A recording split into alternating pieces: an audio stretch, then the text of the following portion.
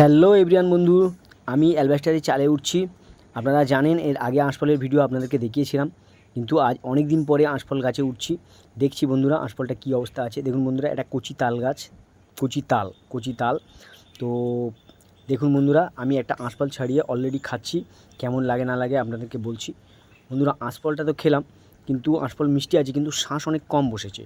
আর সব আঁশফলের শাঁস বসেনি, আঁশফল অনেক ছোট ছোট রয়েছে দেখছেন। আরও আঁশফলটা বড় হলে ভালো হয়। কিন্তু আজকের আমি উঠেছি যখন, একটা ডাল ভেঙে নিলাম।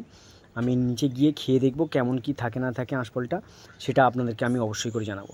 তো বন্ধুরা আপনারা কেমন আছেন? আশা করি খুব ভালো আছেন। তো আমার সমস্ত ভিডিও দেখুন, লাইক শেয়ার কমেন্ট সাবস্ক্রাইব সব কিছু করে দিন, আমার সাথে থাকুন ব্লগে, ঠিক আছে?